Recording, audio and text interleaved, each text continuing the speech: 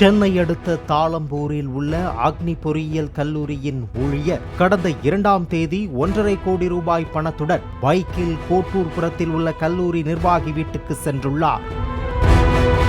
வழியில் மயிலாப்பூரில் வைத்து 3 பைக்குகளில் வந்த 6 பேர் கும்பல் வழிமறித்து கத்தியால் தாக்கி மொத்த பணத்தையும் பறித்துச் சென்றது. சம்பவம் தொடர்பான சிசிடிவி காட்சிகளை கைப்பற்றி தீவிர விசாரணையை முன்னெடுத்த போலீசார் இந்த கொள்ளை சம்பவத்தில் ஈடுபட்டவர்கள் பழைய குற்றவாளிகளாக இருக்கலாம் என்று சந்தேகித்தனர்.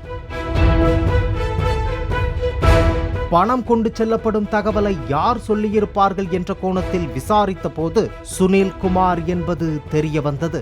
இதையடுத்து சைபர் கிரைம் போலீசார் மூலம் சுனில்குமாரை தொடர்பு கொண்டு மீண்டும் கணக்கில் வராத பணம் கொண்டு செல்லப்படுவதாக பொய்யான தகவலை போலீசார் கசியவிட்டனர்.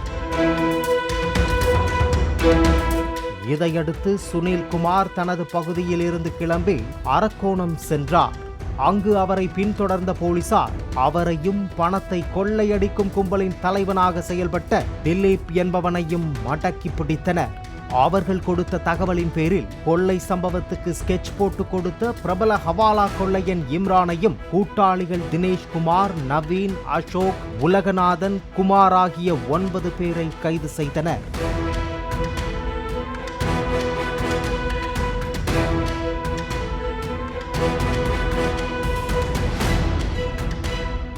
தேர்தல் நேரத்தில் கொள்ளையடித்த பணத்தை பிரித்து எடுத்துச் சென்றால் மாட்டிக்கொள்வோம் என்று செங்குன்றத்தில் உள்ள திலீப்பின் காதலி வீட்டில் பணத்தை பதுக்கி வைத்திருப்பது தெரிய வந்தது.